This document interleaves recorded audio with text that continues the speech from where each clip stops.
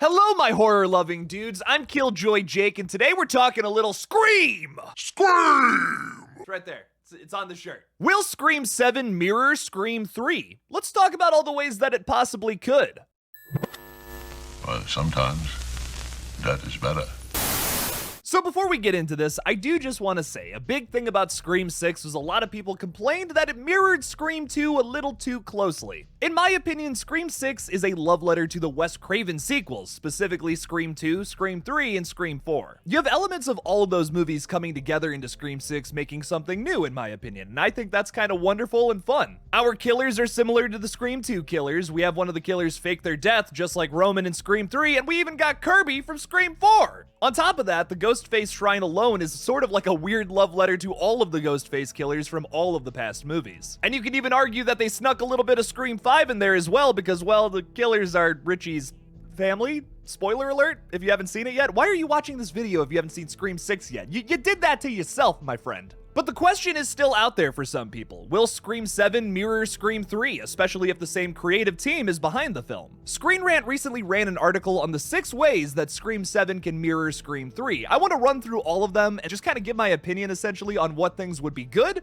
and what things would just be rehashing something from the past that they don't really need to do. So let's get into it! The first one we're getting into is setting Scream 7 in Hollywood again. I'm not necessarily against this, but if you set Scream 7 in Hollywood and it's the goofiest film of this new trilogy that we have, you're just making Scream 3 again, but with more characters. And listen, I love Scream 3, I really do, but we don't need another one. But the other side of that coin is if they set it in Hollywood and then go on to make the darkest Scream film ever, I mean, I'm not against that. That would be actually pretty awesome. Give me like a dark ending to a Scream movie, but set it at the location of one of the most fun, feel-good movies in the franchise. That would be pretty hilarious. Hollywood is also a really cool setting too, so I'm not really against doing a double beat here. I mean, we've had 3 of these movies take place in Woodsboro, so it's not like the craziest thing to suggest a location from the past. But at the same time, I just don't want to remake a Scream 3. I don't. I love Scream 3. I think it's fun how it is. The next one is to have a Ghostface killer be a relative of Sam and Tara. Absolutely not. I will be so upset if they do this again. The majority of our Scream killers are relatives to someone in some capacity. Like Screams 2 through 4 are all relative characters, and then also Scream 6. Now, while they have done it differently, and these relative characters have different motives across the board, like Jill's motive is very different from Mrs. Loomis's, for instance, I just want them to get away from that. I just want them to get away from the tropes that this franchise is creating, because the whole point of this franchise is to break tropes. Let's do things a little differently. So for them to kind of get into a rhythm and get repetitive, it's just very unlike Scream in my opinion. So hopefully they get away from this repetition in Scream 7 and do a killer who has no ties to anybody from the past, just a brand new person who wants to start killing people in a Ghostface costume. It is possible, and it's not that hard to write. In fact, it's easier to write a character like that, because then you don't have to retcon a bunch of shit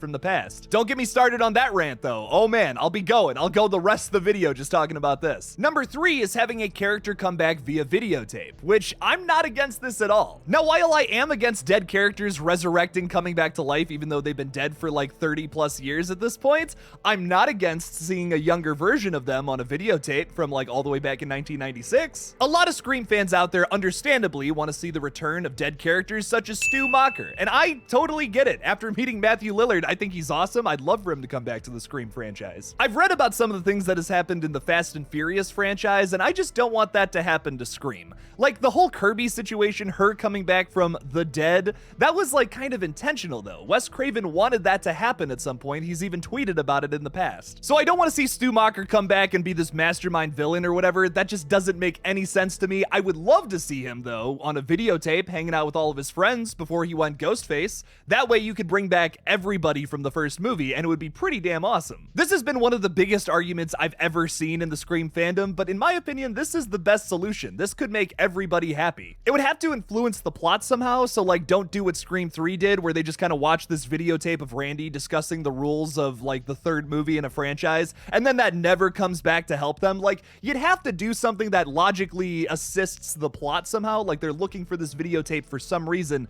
to go back to the past or whatever, because this franchise is obsessed with that. Maybe they learned something about Billy and Stu that they didn't know from this videotape, and that's why we're watching it in the first place, and that helps them figure out who the killer is nowadays. There's an easy way you could write that into the plot without it just retconning a bunch of stuff from the past and make it all work. So I would love to see Stu, Billy, Randy, all these characters return, but just do it in a way that makes sense. like a videotape. Number 4 is having Ghostface's motive somehow connects to Sam's past. Now, in order to make the whole videotape thing work, you kinda have to do this one as well. This is something they may have to do for the last entry in what is probably going to be like a trilogy of movies following the core 4, so the Ghostface motive will somehow connect to the past. But I would argue there's still a way that they can do that in original sense without having a relative character be like, I'm your uncle, Sam.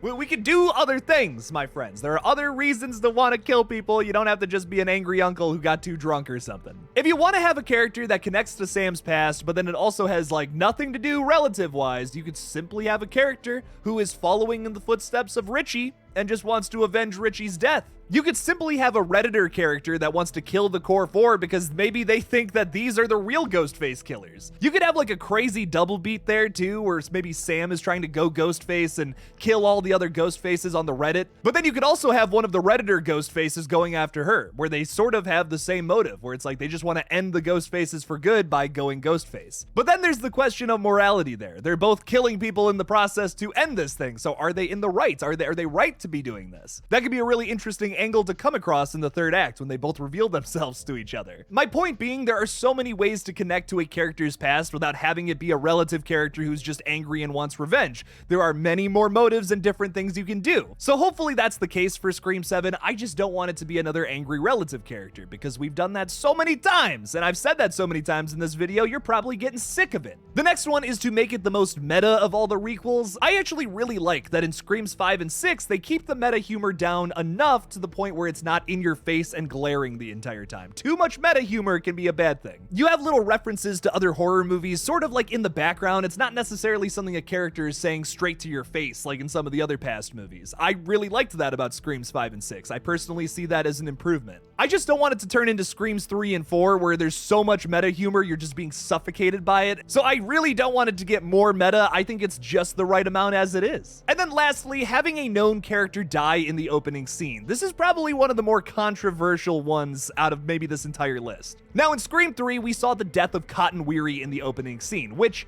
works for me because he's almost like a secondary antagonist in Scream 2.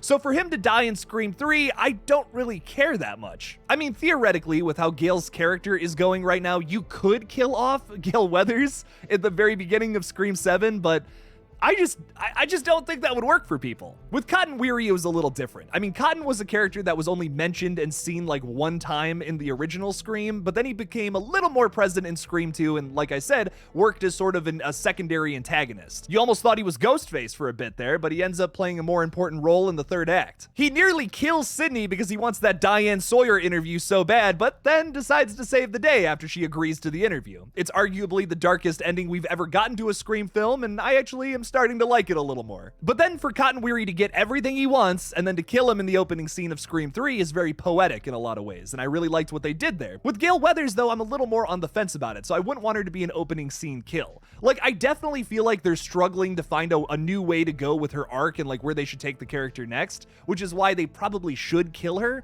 But I just don't think it should be the opening scene of the movie. Like, that would just set this like super negative tone for the film, where Cotton Weary's death doesn't do that for Scream 3. So if they want to kill a known character at the beginning of Scream 7, it's got to be someone we don't really care that much about, or it's just going to set this super negative and dark tone for the film that may be too much for Scream fans. Because this franchise is a little more lighthearted and fun. You want to keep that spirit alive. This isn't an Evil Dead film where you can kill an entire family in the opening scene and people will lose their minds. It's going to be a little different with Scream. So what known character could they kill in the opening? I would personally say Josh Segarra's character, because that would be very emotional and it would elicit that emotion that you want to get from killing a known character in the opening scene, which is feeling really bad for the people who have to survive and live through that. This is the dark side of me talking, but it would almost be a little funny because he's kind of like the best boyfriend ever. Like, he's way too understanding in Scream 6. So for him to die in the opening scene of Scream 7 would actually be kind of funny to me because he's just so nice. He's like the nicest dude ever. He does not deserve that fate at all. This would also be yet another blow to Sam's character, which she's experienced many of those in the past couple of movies. Her boyfriend turned out to be the killer in Scream 5, her entire reputation was ruined in Scream 6,